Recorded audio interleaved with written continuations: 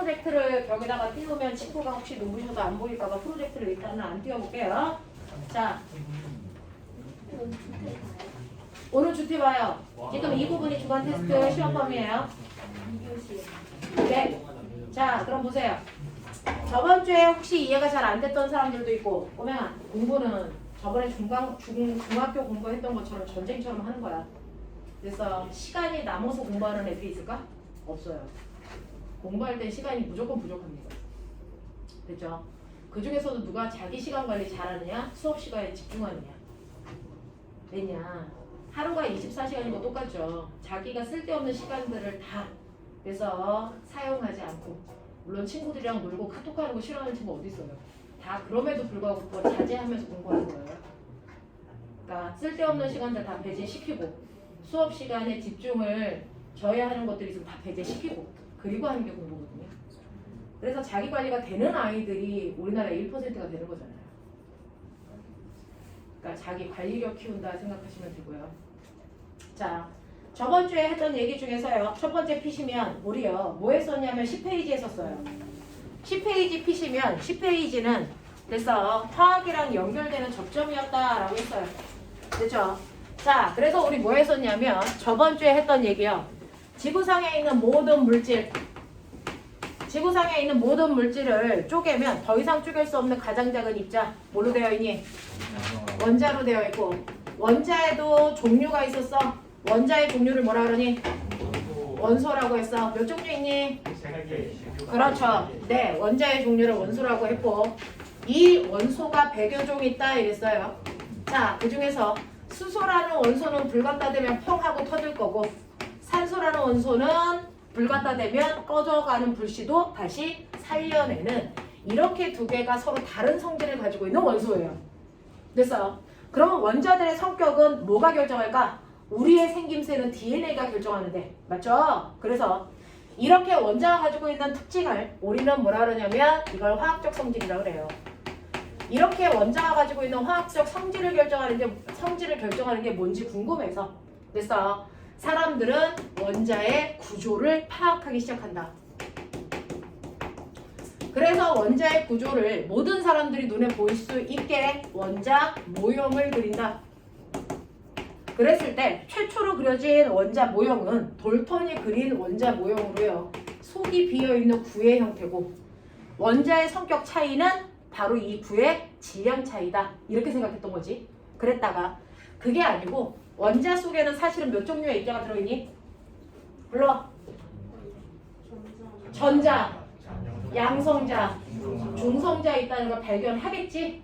그래서 그 중에 최초로 발견된 게 뭐야? 전자 발견이야. 전자를 발견한 사람 누구니? 톰슨이 전자를 발견해서요. 원자 속에는 마이너스 전기 띠는 전자가 있다는 거 알게 됐죠? 근데 전자만 있을 수 없어. 왜? 원자는 항상 정기적으로 무슨 상태여야 되니까? 중성이어야 되니까. 그러니까 발견한 건 전자이지만 중성이어야 되기 때문에 이때 같은 세기에 뭐가 들어있다? 플러스 전기를 띤 입자도 있을 거다. 예를 들어 마이너스가 4개 있대요. 플러스 몇 개 있을까요? 왜 그렇게 생각하는 거예요? 왜 중성이면 마이너스가 4개면 플러스가 4개면 중성일 거라는 생각을 하는 거야? 그거에는 전제 조건이 깔려있잖아. 어떤 전제 조건? 네, 전자 하나가 띠는 전기적 세기와 양성자 하나가 띠는 전기적 세기가 뭐 할 거다? 같을 거다라는 전제 조건 하에서 그런 얘기를 할 수 있는 거예요. 정말 같습니까? 네. 정말 같냐고요? 네. 같아요. 얼마나 같을까요? 1선점입니다. 우리 얼마? 1선점입니다. 2전자볼트? 실제로요. 전자가 띄고 전기의 세기를 우리가 뭐라 그러냐면 과학자 이름 따서요. C라고 쓰고 뭐라고 읽어요? 쿨롱 이렇게 읽어요. 그래서 그러면 전자 하나가 띄는 전기적 세기가 얼마니? 라고 하면 마이너스 1.6 곱하기 10에 마이너스 19승 쿨롱의 전기적 세기를 띄고 있어요. 알겠어요? 네. 그러면 안 보이면 살짝 일어나셔도 되고 책상 밀고 나오셔도 되고 줄 안 맞춰도 돼요. 자, 그런가 하면 규성아 살짝 안으로 들어가도 돼? 네가 안쪽 자리로 앉아도 돼? 네네네네. 그거 없어도 돼요. 이거 있는 자리에 앉는 게 아니고 이 자리를 이용해서 양쪽으로 벌려 앉으시면 되는 거예요. 네. 자, 그러면 양성자 하나가 띄는 전기적 세기가 얼마일까? 네, 이게 플러스 1.6 곱하기 10의 마이너스 19승 플루예요. 그래서 전자 하나, 양성자 하나가 띠는 정기적 세기가 똑같기 때문에 개수만 같으면 중성인 거죠. 무슨 말인지 알겠어요? 네. 그러면 선생님, 이거 하나가 띠는 정기적 세기는 되게 약하네요. 약해. 그래서 우리는 1쿨롱이라는 게 도대체 이 약한 전자 몇 개 모으면 그럴까? 1쿨롱이 될까? 이것도 궁금하죠. 1쿨롱의 전하를 가지고 있으려면 됐어. 이 세기를 가지고 있는 양성자든 전자든 얘네들이 몇 개 있으면 1쿨롱 될까? 외우셔요. 됐죠? 네, 어렵지 않아요? 625, 18개. 625, 18개. 보여요? 네, 이만큼 모으면 됐죠? 1쿨롱의 전하가 됩니다. 그래서 네, 양성자든 전자든 625, 18개 모으면 걔네들이 띠고 있는 정기적 세기가 1쿨롱이에요. 알겠습니까? 네, 이렇게 된다라고 하는 거. 그래서 이렇게 전자가 4개면 양성자도 4개면 완벽한 중성이 돼요. 됐어? 네, 그래서 이런 식으로 톰슨은요. 실제로 자기가 발견한 건 전자지만 플러스 전기를 띤 입자도 똑같이 전자의 세기와 같은 수만큼 들어있어. 정기적으로 중성일 거야 라고 얘기했죠. 그랬다가 그 다음에 톰슨이 발견하지 못한 플러스 전기를 띤 입자를 발견한 사람이 있죠. 누구예요? 러더퍼드죠. 러더퍼드라는 사람은 플러스 전기를 띤 입자가 어디 있다고 생각했어요? 원자의 중심에 플러스 전기를 띤 입자가 있을 거야. 이 입자를 난 뭐라 그럴 거야? 원자핵이라고 부를 거야. 그래서 원자핵을 발견합니다. 됐죠? 네. 그리고 그 바깥쪽에 전자가 있는데 생각이라는 걸 해봐. 그러면 양성자가 여기에 들어있어. 원자핵에 있어. 네. 얘가 플러스 4개의 세기를 가지고 있다면 전자도 4개가 있겠죠. 그러면 이 전자는 어떻게 하고 있어야 될까? 가만히 있을까? 돌고 있을까? 왜 돌아야 될까? 이렇게 돌지 않으면 안 돼? 붙어버리니까. 네. 바로 플러스 전기와 마이너스 전기 사이에 서로를 잡아당기는 뭐가 작용하니? 전기력에 인력이 작용하겠죠. 됐어? 그 중에서 얘는 세기가 플러스 4고 얘는 마이너스 1이고 원자핵에 비해서 전자는 가벼우니까 끌려갈 거예요. 마치 태양과 지구가 있어. 누가 가볍니? 그러면 서로 잡아당기는 힘이 작용을 하겠죠. 태양이 지구를 잡아당기는 힘이 세니 지구가 태양을 잡아당기는 힘이 세니? 뭐라고? 태양이 지구를 당기는 힘하고요. 지구가 태양을 잡아당기는 힘이 작용과 반작용의 관계거든요. 이 힘의 크기는 항상 어때야 된다? 같은 세기여야 된다. 방향만 반대여야 된다. 그러니까 태양이 지구를 10N의 힘으로 당기면 지구가 태양을 얼마로 당겨요? 10N의 힘으로 같은 세기로 당기는데 같은 힘을 받았을 때 가벼운 애가 많이 움직이니 무거운 애가 많이 움직이니? 그걸 우리 물리에서 가벼운 애가 가속도가 커요 이렇게 얘기하잖아요. 됐죠? 그러니까 가벼운 애가 가속도가 크니까 지구가 가속도가 커서 태양한테 먹혀버리잖아요. 그러면 안 먹히려면 어떻게 해야 돼? 뱅글뱅글 돌아야죠. 뱅글뱅글 돌면 도는 물체한테는 밖으로 빠져나가려면 뭐가 생깁니까? 원심력이라고 하는 힘이 생겨요. 이건 나중에 물투에서 할 거예요. 원심력이라는 힘이 생기기 때문에 이 원심력이라는 밖으로 나가려는 힘도 똑같이 얼마만큼 만들 거야? 10만큼 만들어서요. 안으로 당기는 힘 10, 밖으로 나가려는 힘 10. 그러면 합력 얼마? 0. 그래서 안으로도 밖으로도 나가지 않고 계속 뱅글뱅글 돌아요. 무슨 말인지 알죠? 똑같이 전자도 그렇습니다. 원자핵에 끌려가지 않기 위해서 전자는 뱅글뱅글 돌고 있는 궤도 운동을 할 거야 라고 러더퍼드가 생각한 거죠. 알겠습니까? 네, 이런 생각을 했던 모양이고요. 그러면 이때 러더퍼드의 제자는 이 안에 있는 원자핵은 사실은 이 안에는 플러스 전기를 띠고 있는 양성자와 전기적 성질이 없는 중성자가 모여있는 공간이야 라고 하는 것도 나중에 알게 된 거예요. 그래서 세 가지 입자를 다 찾았단 말이죠. 근데 얘가 이렇게 세 가지 입자를 다 찾았어도 원자가 가지고 있는 특성을 정확하게 다 설명 못해. 그래서 이 원자 모형을 다시 수정한다. 누가? 마지막으로 보호가. 됐어. 네, 보호는 어떤 개념을 도입했어요? 네, 원자핵 바깥쪽에 전자가 있을 수 있는 공간이 정해져 있다. 여러 개 왜 뭐가 있다? 전자 껍질이 있다. 그래서 전자 껍질이라는 개념을 처음으로 도입한 사람이 보야. 근데 껍질이 하나가 아니고 몇 개 있어? 몇 개 있어? 뭐 한 개 있어? 정신 안 차려? 1번 껍질, 2번 껍질, 3번 껍질. 그래서 껍질이 양파 껍질처럼 무한겹이 있다고. 그러면 그 중에서 어느 껍질에 전자가 들어가냐에 따라 뭐가 달라? 뭐가 달라? 달라. 전자가 그 껍질에 들어가기 위해서 필요한 뭐가 달라? 에너지 값이 달라. 알겠어? 그러면 전자들은 에너지가 많은 게 좋은 거니 적은 게 좋은 거니? 적은 게 안정적이고 좋은 거야. 그걸 화학에서는 바닥 상태라고 해. 맞죠? 그래서 에너지가 가장 작은 껍질부터 전자는 들어가려고 한다. 그게 안쪽 껍질을 바깥쪽 껍질. 그래서 전자들은 안쪽 껍질부터 들어가려고 한다. 에너지가 제일 작아서. 알겠습니까? 근데 안쪽 껍질은 공간이 좁으니까 서로 trọng力이 작용하는 전자 몇 개 들어가면 꽉 찬다? 2개 들어가면 꽉 차고요. 그걸 뺀 나머지 껍질들은 대충 8개 들어간다. 뭐 이렇게 외웠죠. 알겠습니까? 네. 그 껍질에서 전자가 뱅글뱅글 돌고 있어 라는 껍질 개념을 도입한 거고 각각의 껍질마다 에너지 값이 다 결정되어 있다. 멋진 말. 에너지 준위가 양자화되어 있다. 그러면 각각의 껍질마다 가지고 있는 에너지 값 밖으로 갈수록 에너지가 크다 그랬어. 그래서 무한번째 껍질이 에너지가 제일 커. 그럼 규성아 무한번째 껍질의 에너지 얼마였지? 0. 너무 커서 0으로 놓겠다. 그러면 그거보다 아래쪽 껍질들은 에너지 값이 무조건 뭐여야 된다? 마이너스여야 된다. 그래서 각각의 껍질에 따른 에너지 값을 구하는 방법이 마이너스 이렇게 됐어요. 됐죠? 그리고 구하는 방법 불러. 네, 껍질 번호의 제곱분의 K 상수. 상수값은 물리하고 화학은 단위가 달라서요. 그래서 물리에서는 13.12 사용해요. 근데 상수는 외울 필요 없어요.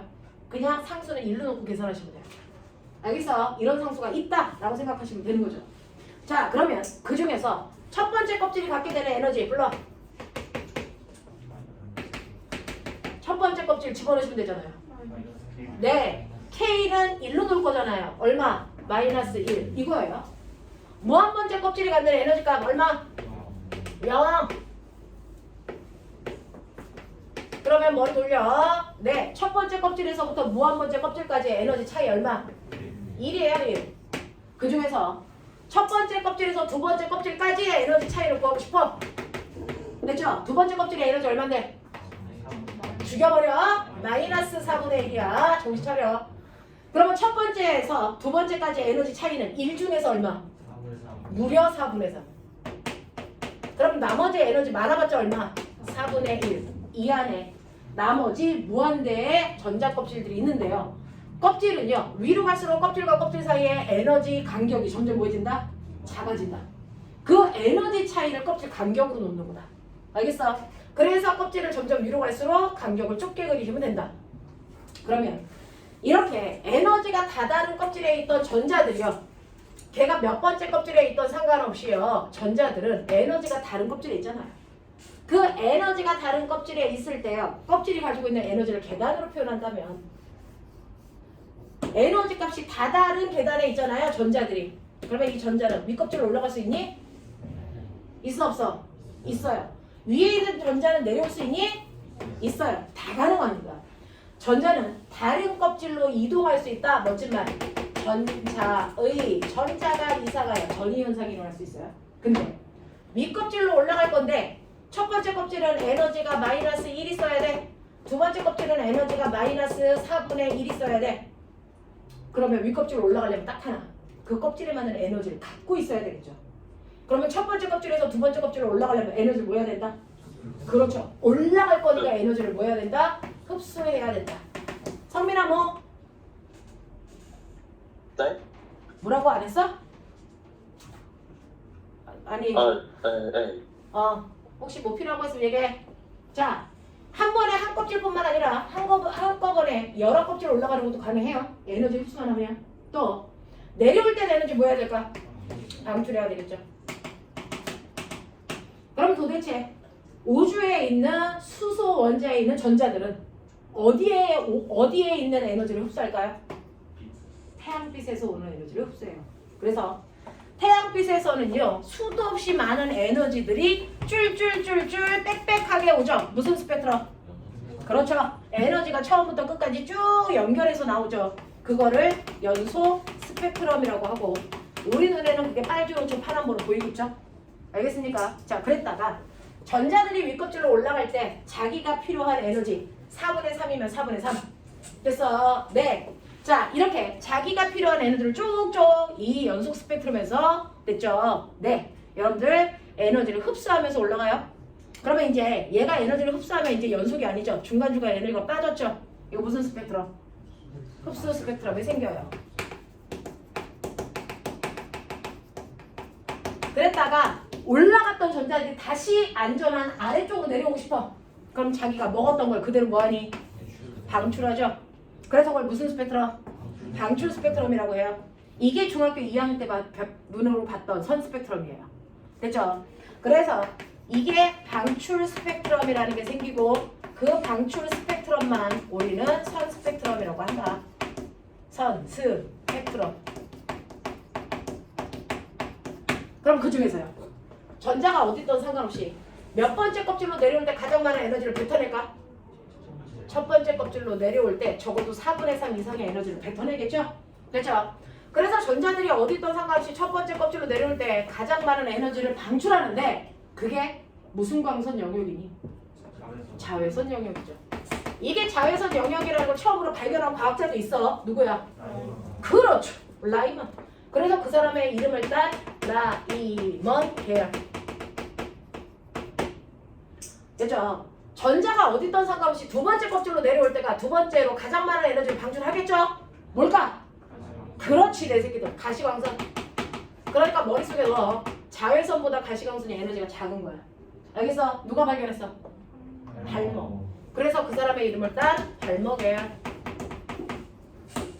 자, 전자가 어디 있든 상관없이 세 번째 껍질로 내려올 때가 세 번째로 많은 에너지를 방출합니다. 무슨 광선? 안 들려? 적외선. 이걸 발견한 사람은 누구니? 파시엔. 그래서 파시엔 계열 이렇게 표현하는 거죠. 자, 근데 이 중에서 나 궁금해. 첫 번째 껍질로 내려올 때가 가장 많은 에너지를 방출하긴 하는데 첫 번째 껍질로 내려올 때요. 무한 번째 껍질에 있던 애가 첫 번째로 내려오는 아이도 있고요. 두 번째 껍질에서 첫 번째로 내려오는 경우도 있겠죠. 누가 더 에너지가 클까? 당연히 더 위에서 내려올 때 에너지가 크겠죠. 그걸 느끼라고 화살표 길이 보시면 돼요. 이게 에너지의 크기입니다. 알겠어? 네. 그러니 똑같은 자외선이라도 1번 경우가 무한 번째 껍질에 있다가 첫 번째 껍질로 내려오는 경우에 에너지가 두 번째 껍질에 있다가 첫 번째로 내려오는 경우보다 훨씬 더 에너지를 많이 방출합니다. 얼마? 에너지 구하고 싶어. 그럼 어떻게 하면 돼? 각각의 껍질과 껍질 사이 에너지를 빼면 되겠죠? 맞아요. 그러면 무한 번째 껍질이 갖는 에너지에서 첫 번째 껍질이 갖는 에너지 빼면 되겠다. 무한 번째 껍질이 갖는 에너지 얼마? 0. 첫 번째 껍질이 갖는 에너지 얼마? 마이너스 1. 빼면 얼마야? 1. 됐어. 그래서 여기에서 1만큼에 해당되는 에너지가 평 하고 튀어나오는데 됐죠? 네. 비대에너지를 구하는 시 물리에서 E는 HF. 그래서 플랑크 상수에다가 뭐 곱하면 된다고? 진동수. 알겠습니까? 그러면 이때 방출된 진동수가 얼마야? 궁금하죠? 진동수는 어떻게 하니? H분의 2 무한대에서 이 첫 번째를 뺀 만큼. 알겠어? 이렇게 되는 거야. 그럼 두 번째 껍질에서 첫 번째 껍질로 내려올 때 에너지도 구하고 싶지? 두 번째 껍질의 에너지 얼마야? 마이너스 4분의 1. 첫 번째는 마이너스 1. 빼봐. 얼마야? 그렇죠. 4분의 3. 그 4분의 3에 해당되는 에너지는요. 이 두 번째 껍질에서 첫 번째 껍질로 내려올 때 방출된 또 다른 진동수의 플랑크 상수를 곱한 만큼이요. 그러면 이때 진동수도 구하고 싶니? 그러면 F 다시는 H분의 2-2온으로 계산하면 돼. 그래서 자, 근데 이때 선생님은 귀찮으니까 이때 방출된 에너지를 EA, 이때 방출된 에너지를 EB라고 할게. EA 대 EB의 비율. 제가 지금 구해드렸으니까 비율 알죠? 요 에너지 얼마였죠? 1. 요 에너지 얼마였죠? 4분의 3. 됐죠? 네. 1대 4분의 3이니까 상수로 얘기해. 얼마야? 4대 3. 그렇죠. 4대 3이에요. 됐어? 그러면 이때 방출된 진동수 FA 대 FB의 값은 얼마일까? 4대 3. 네, 똑같이 4대 3이에요. 왜요? 2는 뭐니까? 2는 HF예요. 이건 상수니까 무조건 상수는 2로 생각해. 알겠어? 네, 에너지가 크려면 진동수가 뭐 해야 되죠? 커야죠. 두 개 무슨 관계? 비례관계니까. 비례관계를 한국말로 뭐라 그래요? 비가 같다. 알겠어? 그걸 비례라고 하는 거잖아. 맞냐? 자, 근데 너네 알죠? 태양에서 빛이 오는데 빛이 퍼져나가요? 그럼 빛도 속력이 있죠? 빛의 속력을 뭐라 그래? 광속. 그걸 뭐라고 표현하니? C. 됐어. 파동의 속력 구하는 식이 뭐였어? F 남다. F가 진동수, 남다가 파장. 맞아. 근데 빨간 빛이던 파란색 빛이던 나 궁금해. 태양에서 빨주노초 파란보에 빛이 오든? 어느 색깔이 더 에너지가 큰 거냐? 보라색 쪽으로 갈수록 에너지가 큰 빛이다. 알겠어? 에너지가 크다는 얘기는 진동수가 뭐하다는 얘기냐? 크다는 얘기죠? 오케이. 자, 그러면 여기를 좀 지울게요. 저번 주에 안 했던 얘기 살짝 넣어서 갈게요. 했던 거 또 하면 뭐예요? 그죠? 춥니? 추우면 꺼. 알겠어? 네. 단체로 감기 걸릴 필요는 없잖아요. 추우면 끄시고 더우면 켜시고.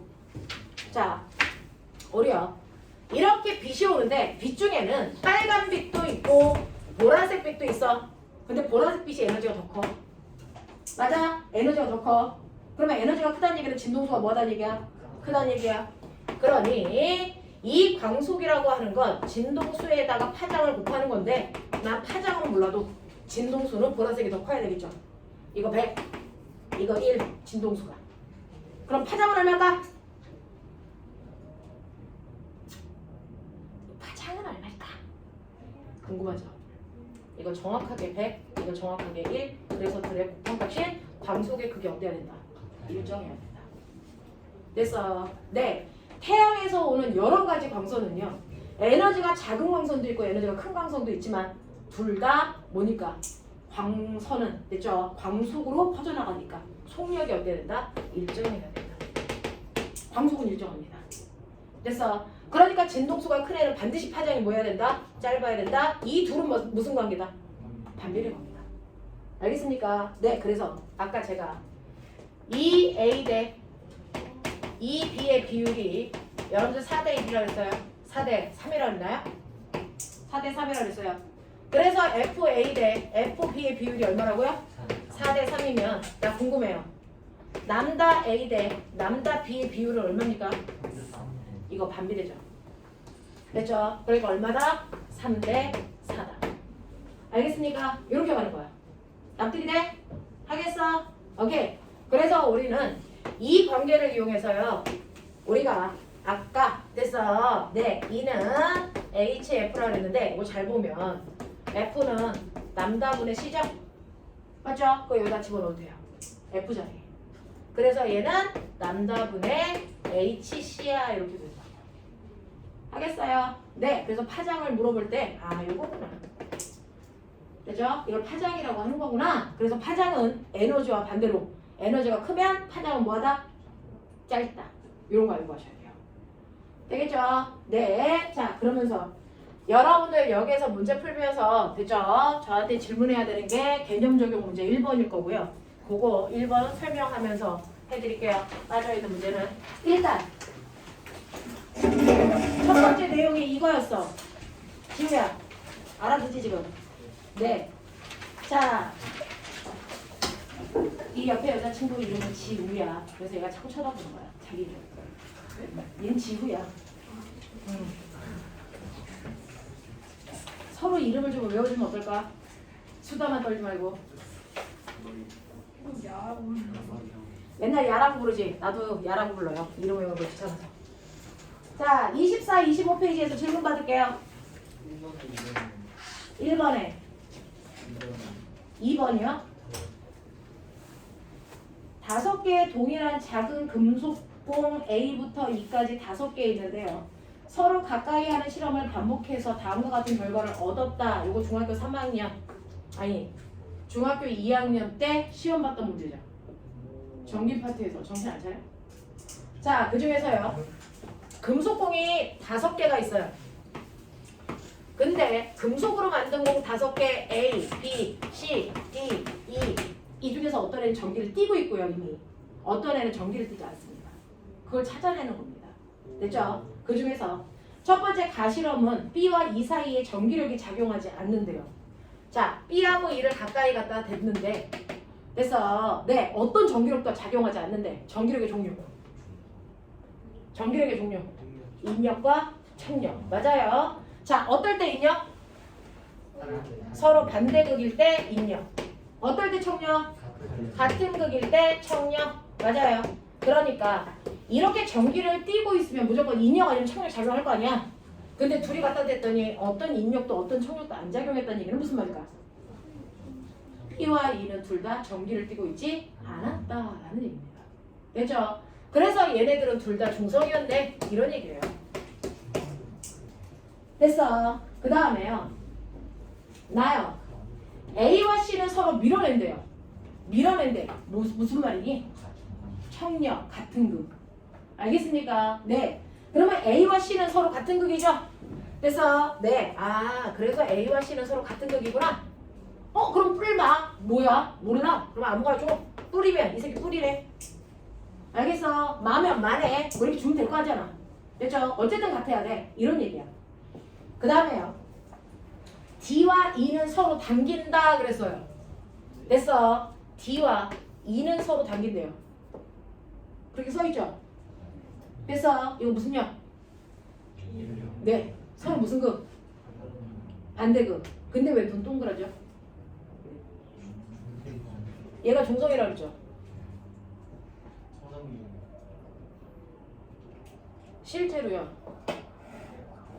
이렇게 전기를 띠지 않은 검전기 옆에다가 대전체를 갖다 댄다. 기억나니? 그러면 이게 무슨 극대니? 플러스 극대고 얘가 무슨 극대니? 마이너스 극대면서 전기를 띠지 않았던 아이 근처에 전기를 띈 대전체를 갖다 대면 그래서 정전기 유도가 일어난다. 가까운 쪽은 무조건 무슨 극이다? 반대극이다. 기억나니? 그 얘기잖아. 얘는 이미 중성인 거 알았잖아. 근데 얘하고 얘를 갖다 대면은 서로 달라붙는다는 건 얘는 전기를 뭐 했다는 거야? 띄었다는 거죠. 됐어? 그래서 얘 때문에 얘가 정전기 유도가 일어난 거죠. 무슨 말인지 알겠어? 예를 들어 얘가 플러스에 전기를 띄었을 수도 있고 마이너스를 띄었을 수도 있어요. 그건 몰라요. 근데 얘가 전기를 띄면 얘는 플러스라고 치자. 가까운 쪽이 무슨 극대니? 마이너스. 먼 쪽은 뭐 되니? 플러스.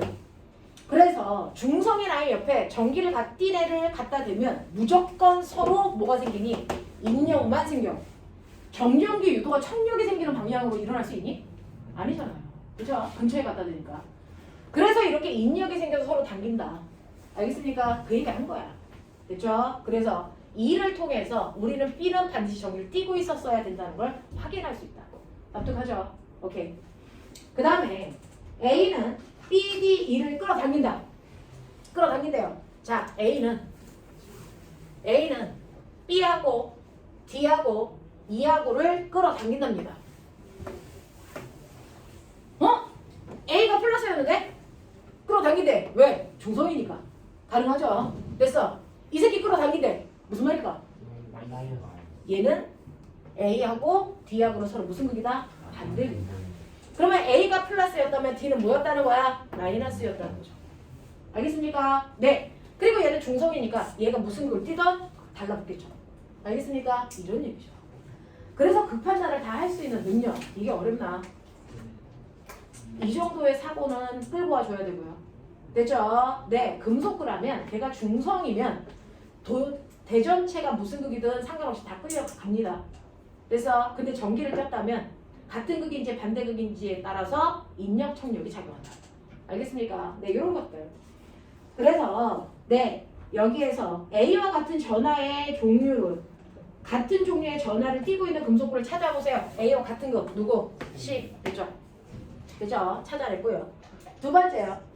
자, D를 가까이 했을 때 서로 끌어당기는 공을 찾아보세요. 라고 했습니다. 자, D는 마이너스예요. 얘랑 붙을 수 있는 것 얘, 그 다음 얘, 그 다음 얘도 되죠. 이 저기 떴잖아. 됐죠? 얘도 되죠. 무슨 말인지 알아? 그래서 D와 인력이 작용한 건 나머지 모두예요. 하시겠습니까? 이렇게 가는 거야. 납득하죠? 자, 그러면 여러분들이 질문 시작했으니까 하죠. 자, 여기에는 24페이지에 1번부터 11번까지 다른 질문 없다는 얘기였죠. 넘기세요. 26페이지 1번은 이거 푼 사람 손. 맞은 사람 손. 한 명. 돼요? 자, 그러면 전기를 띤 입자가 있어요. 이거는 선행을 했어야만 맞는 거고 여러분들이 상식적으로 알 수 있는 건 아니고요. 이건 사실은 중학교 2학년 때 배웠으니까 생각을 막 돌리면 할 수 있었어야 되는 문제고요. 됐어? 네, 그런 건데요. 실제로요. 전기를 띤 입자가 이렇게 있어요. 자, 전기를 띤 입자를 송호연 선생님 뭐라 그러니?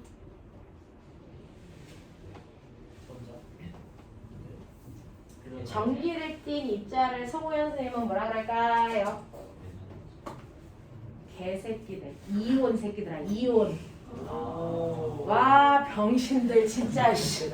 마그네슘 양이온, 산화이온 얘네들이 전기를 띤 입자잖아. 이걸 화학에선 이온이라고 하잖아. 무슨 말인지 알아? 물리에서 뭐라 그럴까? 그거를 전기를 띠고 있는 입자들을 그래서 우리는 전전화가 있어요. 이렇게 부를게요. 됐어. 그러니까 똑같은 건데 과목마다 표현법이 약간씩 달라. 그걸 접목시킬 수 있어야지.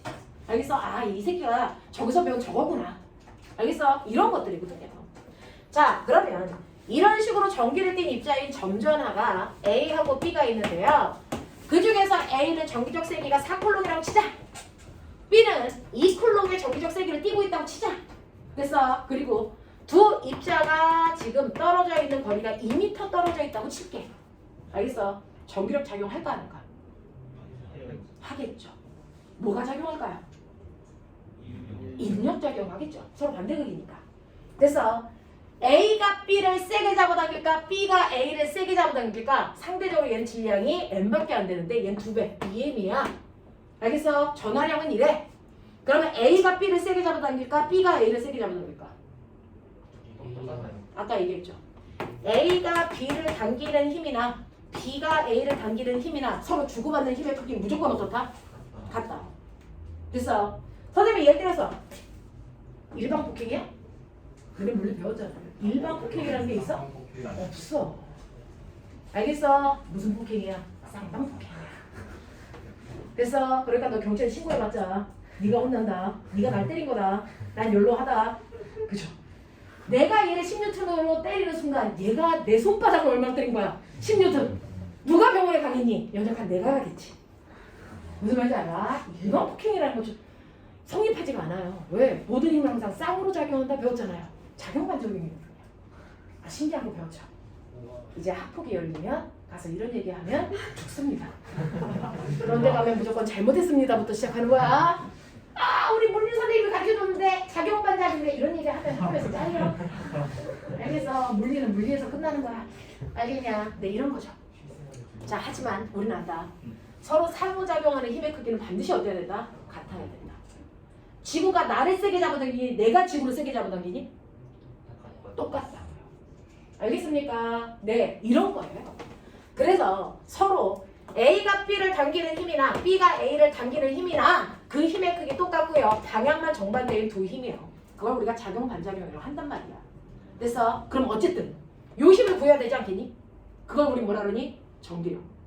알겠어? 그걸 전기력이라고 해. 전기를 띤 입자 사이에 서로를 잡아당기거나 미는 힘을 전기력이라고 하는데 전기력 구하는 식 됐습니까? 네, 못 외우면 병신.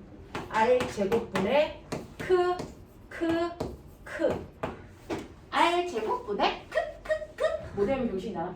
외웠지? 뭐라고? R 제곱분의 뭐라고? 크 그래서 네, 진동수 맞춰서 외워라. 이 밥탱이 같은 새끼들 봐라. 소리의 높낮이가 뭐야? 진동수 아니야? 자, 어떻게 외우라고? R 제곱분의 요거야, 요거.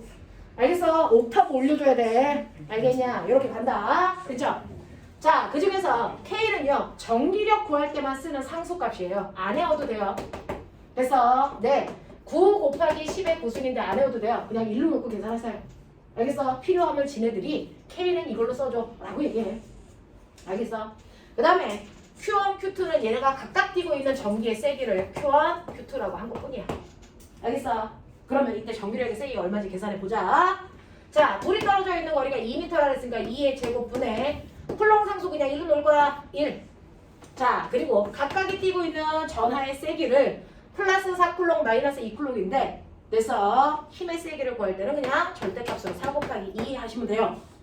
뿔만은 인력이다 총력이다만 결정하고 버려. 알겠습니까? 네. 자, 그러면 날라가, 꺼져, 지워져, 사라져, 보이지? 몇 뉴턴? 2뉴턴. 서로를 2뉴턴의 힘으로 당겨요. 알겠습니까? 이게 전기력이야. 모델 색이 죽는다. 눈 지금 칠판에서 떨어졌다.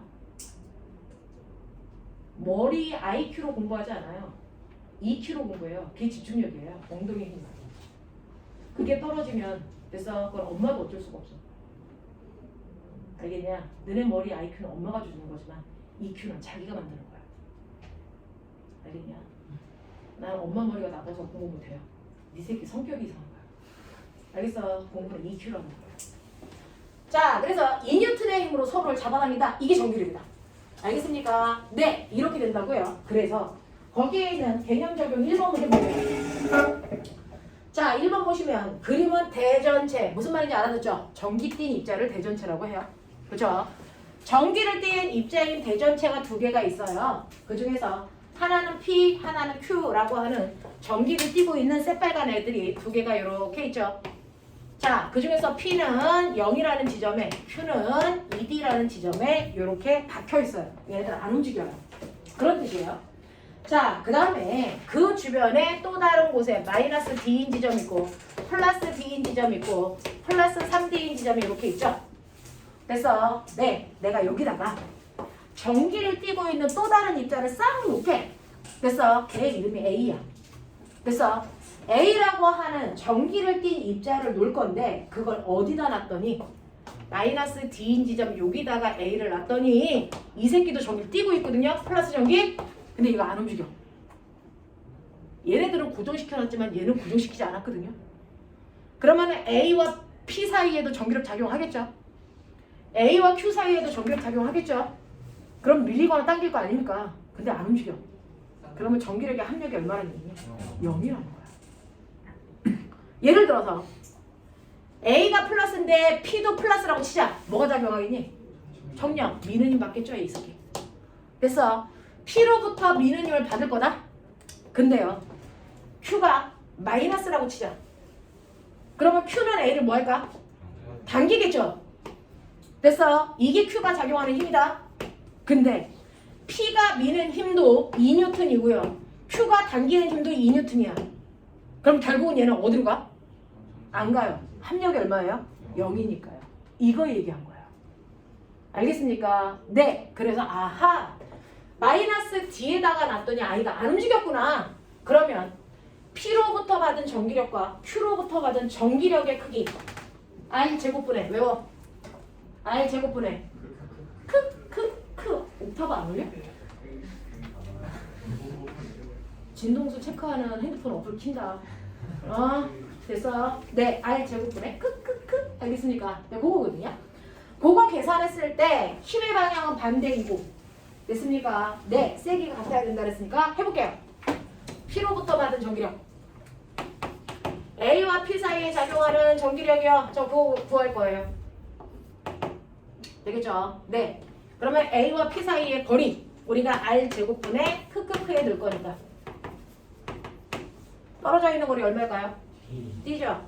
D 제곱분의 불러 K 상수 곱하기 A의 전화량 곱하기 P의 전화량. 얘는 얼마인지 모르니까 이렇게 놓으면 돼요. 됐죠? 네. 그 다음에 Q로부터 생기는 전기력 불러 떨어져 있는 거리 얼마? 3D 제곱 얼마냐? 9D 제곱분의 크 A Q 맞아요? 이 크기가 어때야 된다고요? 같아야 된다. 납득합니까? 방향은 반대이고 서로 같아야 된다고. 그러면 머리 있으니까 KA D제곱 D제곱 날라가잖아요. 맞아요. 그러면 결론은 뭡니까? 1분의 P가 9분의 Q의 값이랑 같아야죠. 맞아?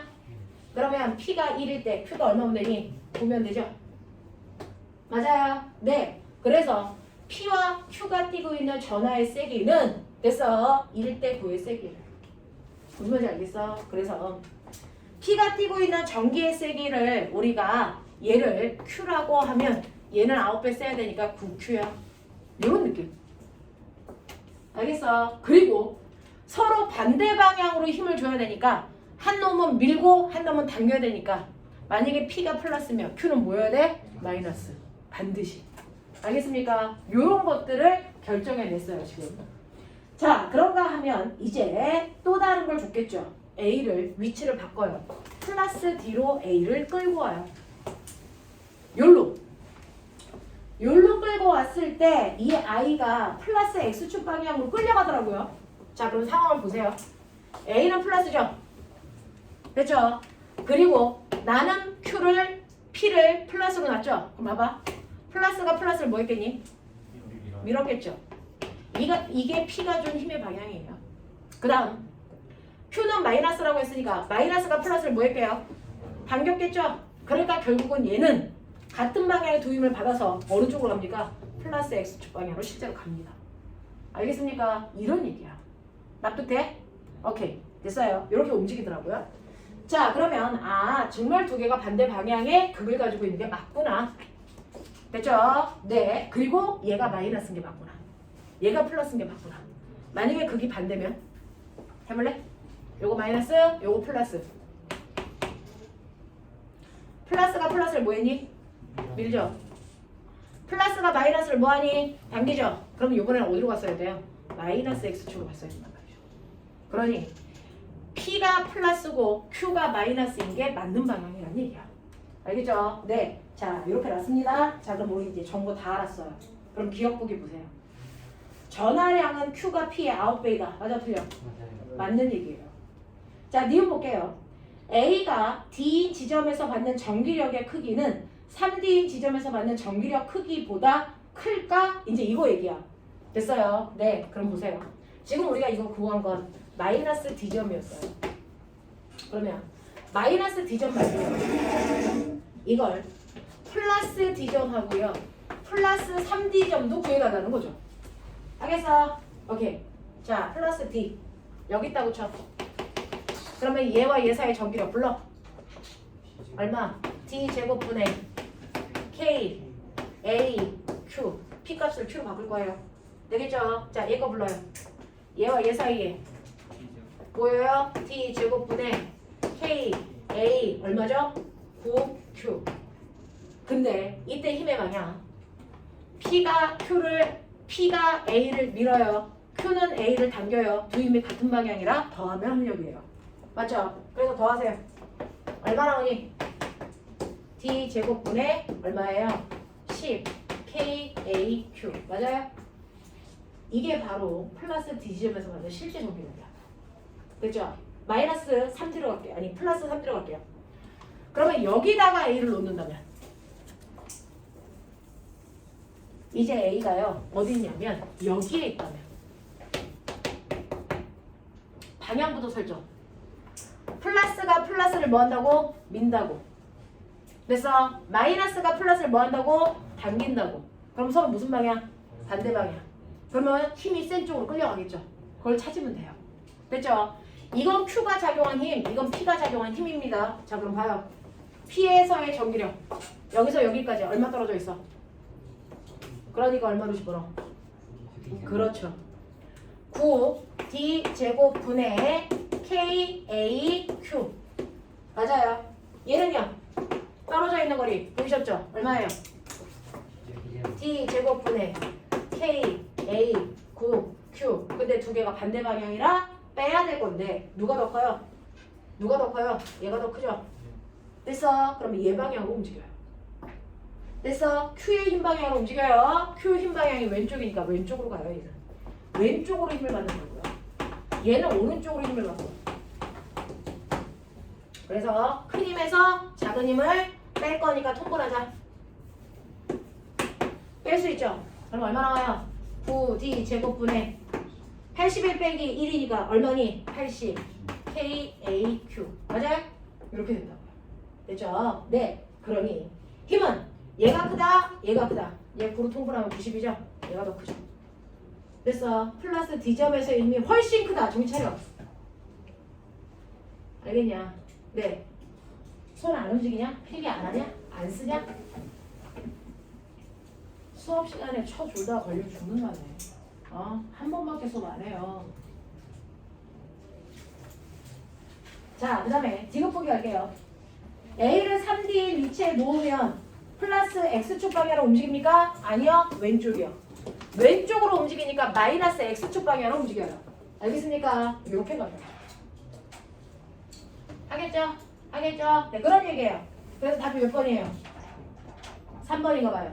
알겠냐? 네, 확인하십시오. 이런 문제였어요. 자, 그럼 그걸 뺀 나머지 문제 질문할게요. 혹시 2, 3, 4에서 질문. 저는 1번만 했는데 2, 3, 4 질문 없어? 네, 넘길게요. 자, 5번부터 8번까지 중에서 질문. 7번이요? 8번이요? 네, 7, 8번. 7번, 8번 보시면 숙제를 해와야 정확하게 질문할 포인트 잡습니다. 자기를 위해서 하십시오. 자,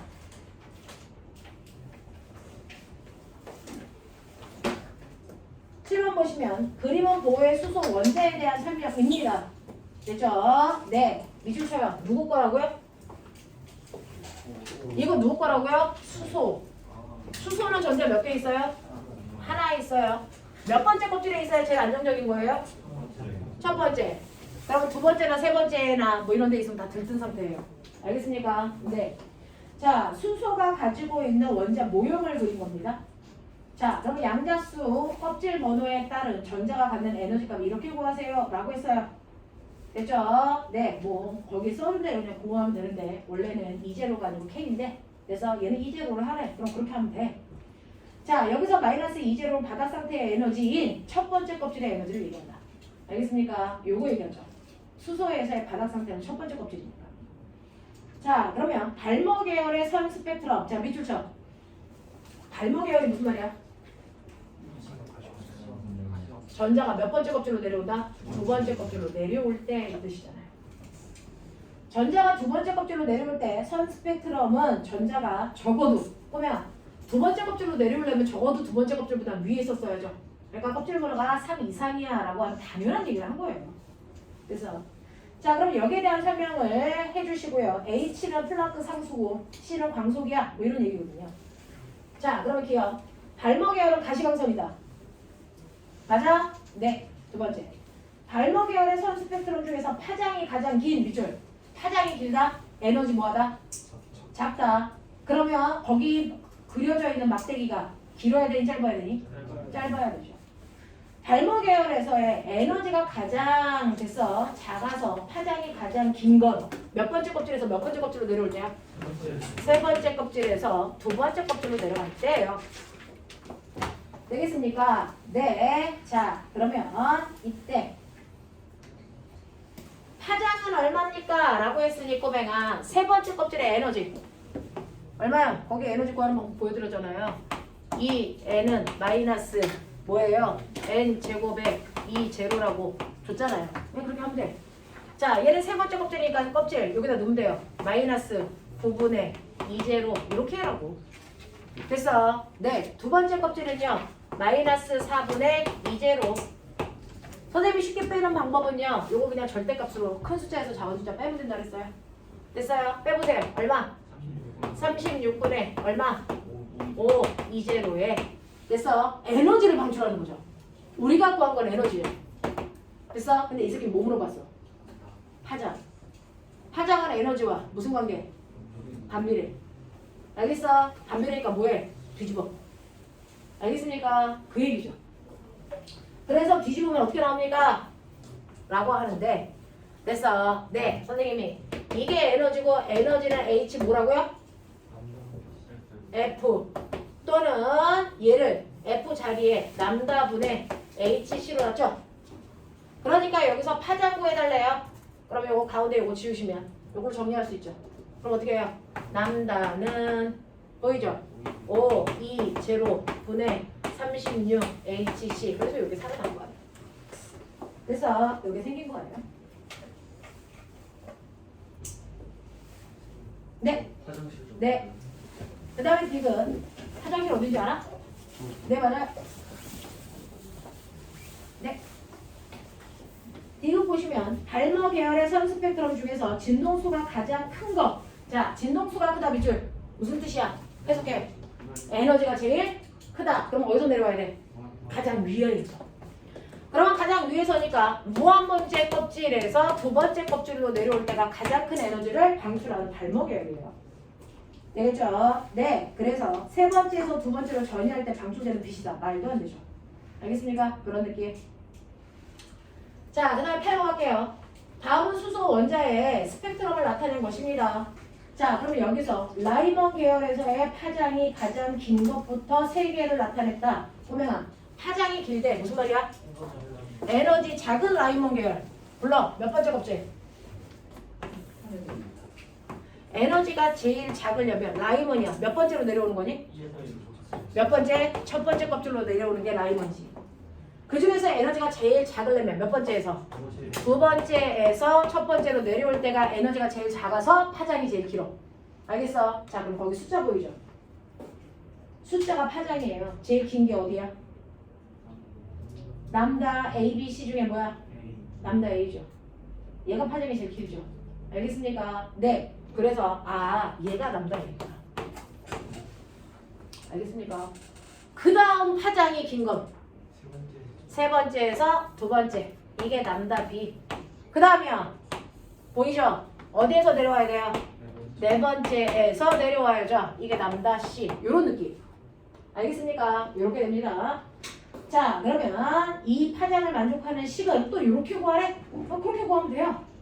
자, 그러면 여기에서 람다 A는 전자가 세 번째인 궤도에서 바닥 상태로 전이할 때니 라고 했어요. 람다 A는 어디에서요? 두 번째에서 첫 번째로 내려오는 겁니다. 무슨 말인지 알겠어? 두 번째에서 첫 번째로 내려오는 거예요. 그러니까 기억은 틀렸어요. 이런 얘기야. 네. 자, 그 다음에 두 번째.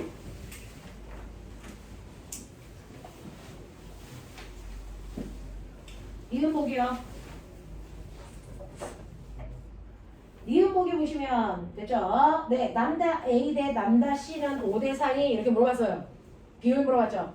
그 식에다 넣어도 되는데 우리가 했던 대로 해도 돼요. 됐어? 네, 우리 파장의 비율은 에너지의 비율의 뭐? 역수. 알겠어? 그러니까 에너지의 비 구해서 역수를 해도 되고요. 거기에다 넣어도 되고 상관없는데 저는 에너지가 편하니까 에너지를 해볼게요. 람다 A와 C예요. 얘하고 얘 파장의 비율을 구해달라고 했으니까 나는 람다 A와 람다 C를 구하기 위해서 A와 C의 에너지의 비율을 먼저 구할게요.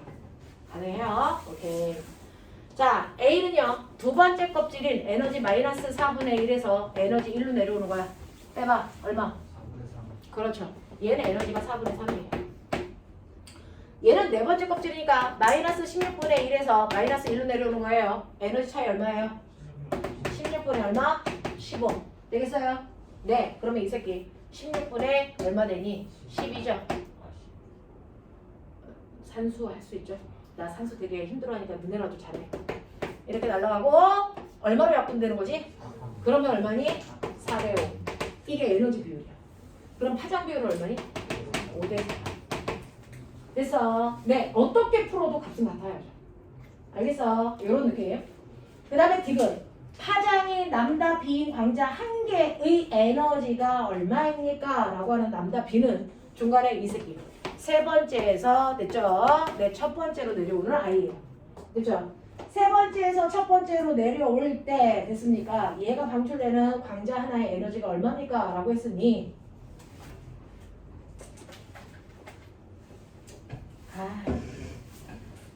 어쩔 수 없어. 자, 세 번째 껍질에서 두 번째 껍질로 아니 첫 번째 껍질로 내려온다. 근데 여기서는 파장을 어떻게 구하라고요? 람다 분의 1. 자, 람다의 역수가 뭐야? 이거 에너지죠. 됐어? 이거 에너지야. 에너지를 R 1 마이너스 N 제곱분의 1로 하라고. 납득하니? 네, 이렇게 하래요. 얘는. 됐죠? 네. 자, 그럼 가자. 세 번째 껍질. 집어넣어. R 1 마이너스 9분의 1 이거 얼마니? 그렇죠. 이거 9분의 8R 이게 에너지. 세 번째 껍질 가지고 있는 에너지. 네, 첫 번째 껍질은요. 집어넣어. R 얼마니? 1 마이너스 1분의 1 맞죠? 이게 얼마예요? 이건 얼마예요? 0이죠? 아니야? 나 뭐 잘못했어? 맞지? 네. 그러면은 여기서 여기로 내려올 때 빼라고요. 얼마? 9분의 8R 이게 에너지라고요. 맞아. 이게 에너지라고요. 그래서 9분의 8R이어야 돼요. 라고 하는 거예요. 되겠어. 네, 이런 느낌. 자, 그 다음에 여기서는요. 왜 그 뒤에 이상한 H, C 뭐 이런 거 붙었어요? 왜 붙었어요? 네, 라고 하면 이게 얼마라고요? 람다분의 1이라고 그러죠. 그래서 그럼 선생님이 에너지는 뭐라 그랬어요? 람다분의 HC죠. 그러면 람다분의 1은 보이세요? 넘겨. 얼마 나오냐? HC분의 2죠. 그래서 네. 그래서 여기에 요거 대신에 뭐 집어넣으면 돼? HC분의 2. 근데 얘는 에너지 물어봤으니까 얘만 남기고 이거 넘겼다. 알겠어? 그래서 그 모양이 생긴 거야. 2는 9분의 8 RHC 뭐 이렇게 써줘야 된다. 원래는. 알겠어? 원래는 이렇게 써줘야 돼. 그래서 얘는 숫자가 틀려서 틀린 거지만 이런 식으로 쓰면 이게 이렇게 생긴 거다. 알겠어? 동건 이해되니? 이해돼요? 네. 자, 그 다음 거.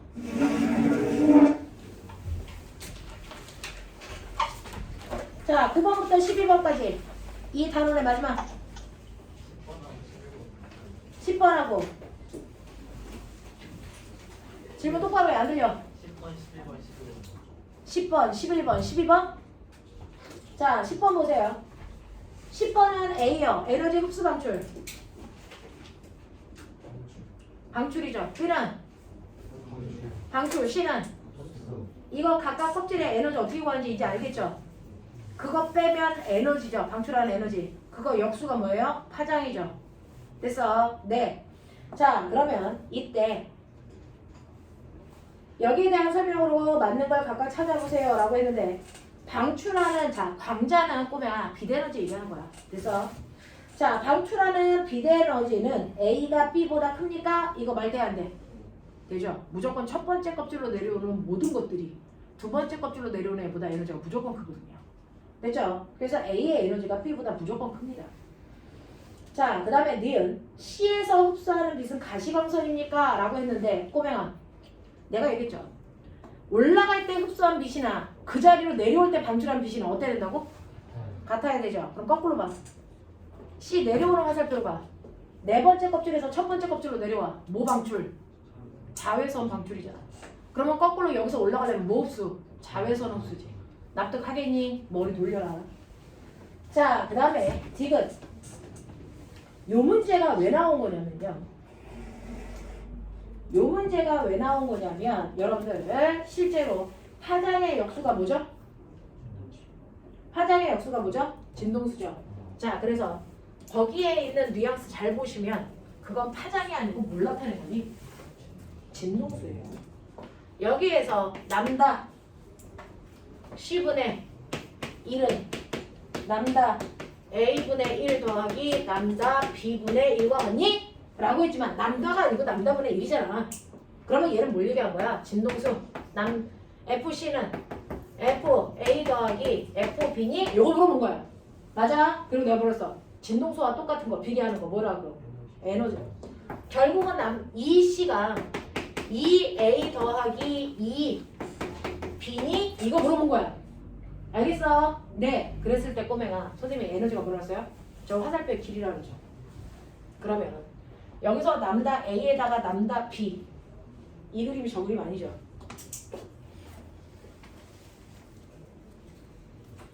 프로젝트를 안 띄워가지고 일일이 다 그려야 되는 거야. 하나, 둘, 몇 번째까지 있냐? 네 번째까지 있냐? 셋, 넷, 이거 4, 3, 2, 1. 그 중에서 꼬맹아 A는 2에서 1로 요거 A. 그 다음에 4에서 2로 요거 B. 그리고 혼자 다 되는 거 요거 뭐? C. 물론 얘는 화살표가 이렇게 되겠지만. 됐죠? 자, 이렇게 됐어요. 자, 그랬을 때 여기에서 요게 같니? 이렇게 물어봤어. 요게 같니? 그럼 해보자.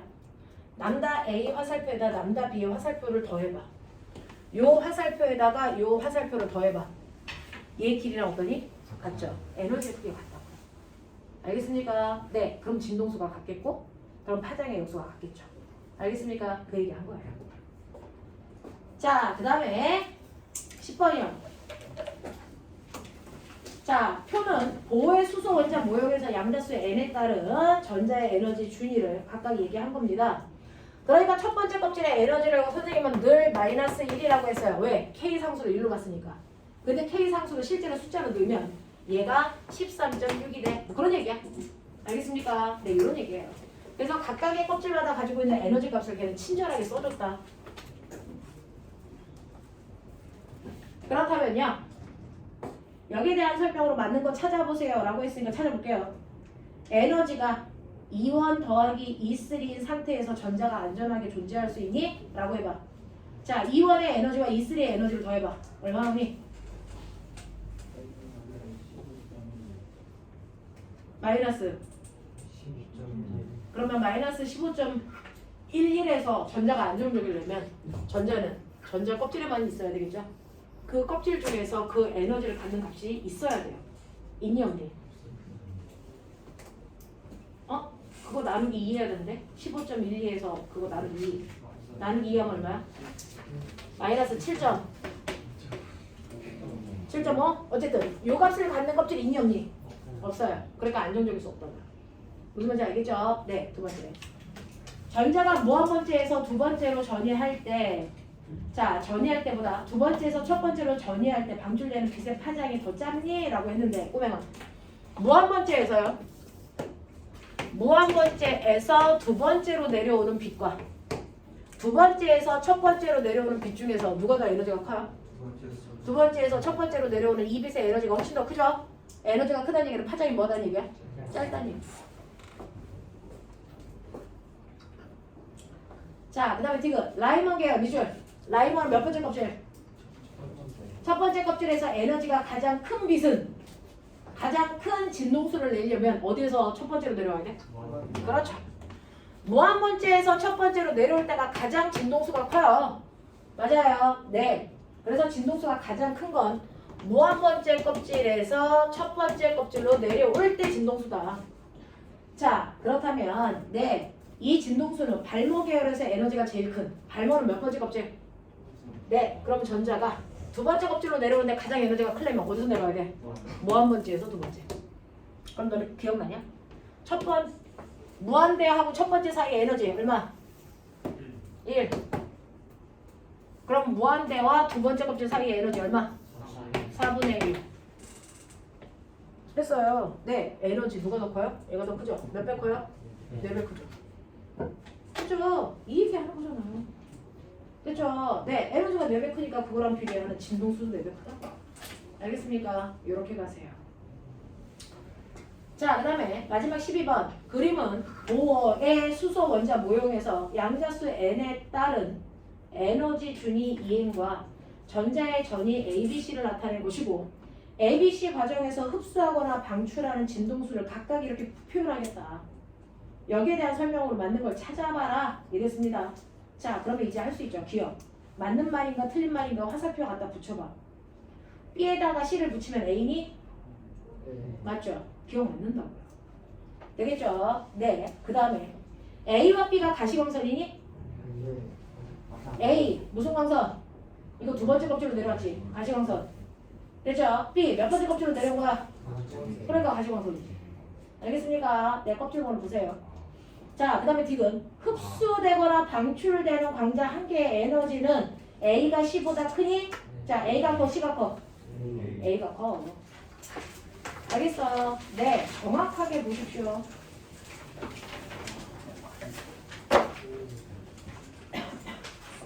끝나갔어. 내가 내가.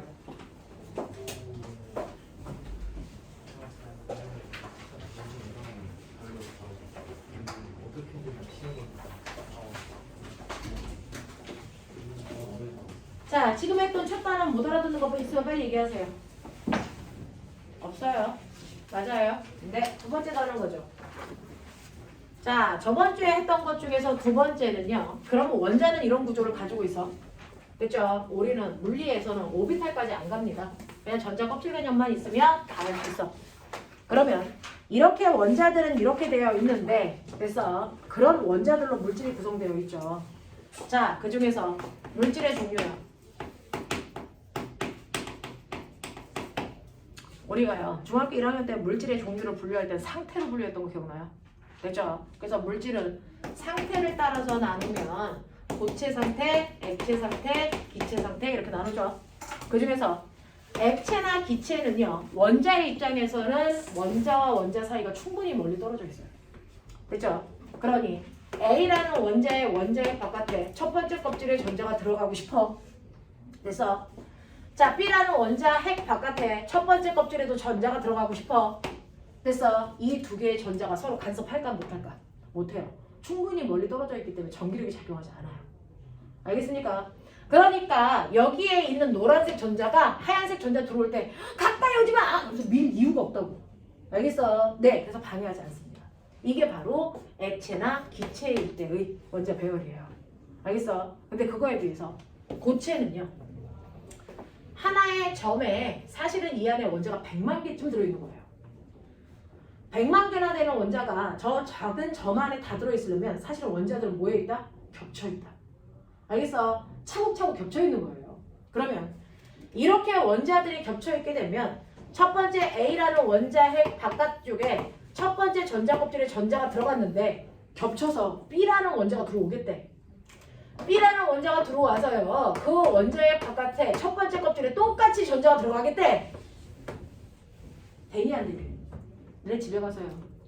N극 자석 옆에 N극을 무조건 최선을 다해서 붙여보십시오. 딱 붙일 수 있니 없니? 왜 못 붙이니? 청력 때문에요. 됐어? 네. 자석으로 느껴보시면 전기력도 그렇단 말이에요. 같은 극끼리는 안 붙는다고요. 알겠어? 그러니 이렇게 같은 곳에 전자 두 개를 붙이려고 하면 붙기니? 안 붙죠. 그러면 내가 자석을 억지로 붙이려고 그러면 막판에 어떻게 되니? 어떻게 되니? 밀려나죠. 그래요. 그래서 첫 번째 전자 껍질이 지네들끼리 살짝 어긋난다고요. 그래서 전자가 여기 있다고요. 됐어? 근데 여기에 100만 개가 와야 돼. 그러면 똑같이 원자 C에도 원자 핵이 있고 첫 번째 껍질에 전자가 들어와야 되는데 얘네들이 미는 반발력 때문에 거기 못 들어가. 그럼 또 살짝 위에 떠서 여기에 들어온다고. 그래서 첫 번째 껍질이 한 줄이 아니고 몇 줄이 생겨야 되니? 100만 줄이 생겨. 됐어? 그럼 집에 가서 100만 줄을 안 겹치게 그려봐. 숙제야. 그려오는 거. 알겠어? 100만 줄을 겹치지 않게 최대한 가까이 그려봐. 됐어? 최대한 가까이 100만 줄을 겹치지 않게 그려봐. 그러다 보면 나중에 이 첫 번째 껍질이 어떻게 된다? 어떻게 된다? 이게 더럽게 두꺼운 첫 번째 띠로 보인다. 그래서 고체는 전자가 들어있는 전자 껍질이 아닌 전자띠라는 개념을 갖게 된다라는 거예요. 알겠어? 그러니까 우리는 아까 첫 번째 전자 껍질이 있는 것처럼 고체는 첫 번째 전자띠, 두 번째 전자띠, 세 번째 전자띠 이렇게 만든단 말이야.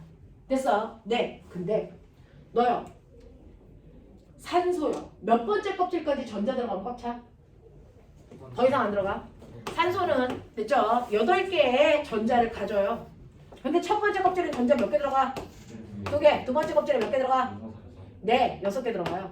세 번째 껍질에 전자 들어갈 이유 있어 없어? 없어요. 이런 식으로 원자들은요. 전자가 모든 전자띠 위에 다 들어있는 게 아니고 그래서 자기 것만큼만 채우고 그 위는 빈 공간이죠. 똑같아요. 고체들도요. 똑같습니다. 전자가 들어갈 수 있는 띠까지만 채우고 그 위는 빈 공간에 띠가 생겨요. 그래서 고체는 이렇게 전자들이 들어갈 수 있는 여러 겹의 띠가 있는데 그 중에서 얘가 원자 핵이야. 이 띠는 꽉 채워서요. 그 위에 띠까지 채웠어요. 됐어요? 그래서 전자가 여기까지만 들어있어요. 전자가 들어있는 가장 윗띠를 우리는 뭐라 그런다? 원자가 띠라고 하고요. 나머지 전자가 안 들어있는 나머지 띠를 뭐라 그런다? 이걸 전도띠라고 하세요. 알겠어? 네, 이렇게 부른다고? 그러면 이런 구조를 가지고 있는 게 고체인데 자, 이때 너 알죠? 첫 번째 껍질에 전자 몇 개 들어가면 꽉 찬다고? 근데 나 여기다 3개 넣고 싶어. 가능해? 안 가능하죠. 됐어? 그러니까 각각의 껍질 또는 띠마다 전자가 들어갈 수 있는 허용된 개수가 있다. 그 개수만큼만 들어간다. 됐어? 예를 들어 여기 두 번째에 있는 원자과 띠에 전자가 들어갈 수 있는 공간이요. 사실은 3개까지 있다고 치자. 근데 전자가 2개만 들어갔어. 그러면 이 전자들은요. 윗껍질로 올라가려면 이 간격만큼의 됐어? 에너지를 먹어야 아싸 하고 점프하죠. 점프 안 하고 전자가 여기 있을 수 있니 없니? 없어요. 그래서 띠와 띠 사이의 간격만큼 에너지를 흡수해야만 윗껍질로 올라가는 거거든요. 근데 옆으로 갈 때는요. 에너지 흡수할 필요 있니 없니? 없어요. 그러니 여기에 있는 전자들 됐어? 얘네들은요. 위로는 못 올라가도 옆으로는 빈 공간이 있으니까 자유롭게 움직이죠? 맞습니까? 이 새끼들을 뭐라 합니까? 자유전자라고 해요. 그 자유전자를 드글드글 많이 가지고 있는 게 누구니? 금속. 그걸 멋진 말로 뭐라 그러니? 도체. 알겠습니까? 요렇게 해요. 그래서 우리는 이제부터 본론으로 들어가면 우리가 관심을 가지고 있는 건 딱 하나예요. 물질들이 얼마나 전기가 잘 흘러. 이 책이 다 그겁니다. 이건이 싸그리 다 전기예요. 알겠습니까? 그러니 내가 여러분들한테 물질의 구조를 설명한 이유는요. 화학이랑 겹치잖아요. 그럼에도 불구하고 물질의 구조를 설명하는 건 물질이 전기를 띠는 이유, 그리고 어떤 물질은 왜 전기가 잘 흘러, 왜 어떤 물질은 전기가 잘 안 흘러, 이걸 설명하려고 한 거였어요. 됐죠? 그러면 너네 알아요. 물질이 얼마나 전기가 잘 흐르냐를 멋진 말로 뭐라 그러니? 그렇죠. 전기, 전도성. 그러면 고체 물질 중에서 가장 전기가 잘 흐르는 물질? 걔네들을 뭐라 합니까? 도체. 도체의 전기 전도성이 제일 크죠. 그 다음 그렇죠. 반도체. 그 다음 네, 절연체. 절연체를 옛날 말로 부도체라고 했던 거죠. 알겠어요? 누가 더 전기가 잘 흘러? 도체요. 도체는 주로 어떤 애들로 되어 있어요? 금속이요. 왜요? 여기에 자유롭게 움직이는 자유전자가 뭐에서 많아서요. 그래서 도체예요. 알겠습니까? 그러면 부도체나 반도체는 자유전자를 거의 가지고 있지 않습니다. 됐어? 그 무슨 말일까? 이렇게 빈 공간이 있어서 자유롭게 움직일 수 있는 구조가 바로 도체 구조라면, 반도체나 부도체는요. 원자과 띠에 전자가 들어갈 수 있는 공간이 3개인데 그 공간에 전자가 몇 개 들어가 있을까? 3개 들어가 있어요. 그러면 얘네들이 에너지 흡수하지 않고 옆으로 자유롭게 움직일 수 있다 없다? 없다. 그래서 자유전자가 없다. 이게 도체와 이게 반도체와 부도체야. 그래서 원자과 띠에 전자가 꽉 차 있는 구조예요. 무슨 말인지 알겠어? 그래서 자유전자를 거의 가지고 있지 않습니다. 자, 그러면 선생님 이제 자유전자 옆으로 못 움직이면 위로도 가면 될 거 아니야. 근데 도체는요. 위로 올라갈수록 껍질과 껍질 사이 간격이 뭐해지니? 좁아지죠. 근데 이게 두꺼워진다고 쳐봐. 두꺼워지면 어떻게 될까? 겹쳐요. 도체는 이게 겹쳐요. 그래서 에너지 흡수할 필요 없이 올라옵니다. 근데 부도체는요. 여기에서 보시는 것처럼 원자과 띠 위에 전도띠가 있어야 되는데 전도띠가 열나 멀어. 여기까지 올라가려면 엄청난 에너지를 흡수해야 되는데 그걸 흡수할 가능성이 거의 제로인 아이들. 그래서 이게 바로 뭐다? 부도체다. 이걸 절연체라고 한다. 얘네들이 대부분 비금속이다. 알겠습니까? 네. 근데 반도체는요. 원자과 띠에 전자가 꽉 차 있는 건 맞는데 위에 전도띠 사이의 간격이 사뭇 가까워. 요 간격이 좁아. 그래서 조금만 에너지를 줘도 이 새끼가 일로 올라가. 그럼 여기 뭐가 생기니? 빈 공간이 생기죠? 그러면서 얘네들 자유롭게 움직이겠죠? 됐어. 이렇게 해서 전기 전도성이 좋아진다. 알겠어? 얘가 바로 누구? 반도체. 그 반도체가 주기율표 14조. 기억나는 거? 어? 탄소. 지랄을 하고 앉아있다. 규소와 탄소. 알겠어요? 이런 거. 알겠냐? 얘네들. 또는 붕소. 이런 애들이 이런 거 얘기해요. 무슨 말인지 알겠어요? 네. 자, 그러면 여기까지만 하고요. 20분만 쉬었다가 됐어. 두 번째 시간에 마무리하죠. 자, 50분에 접속해.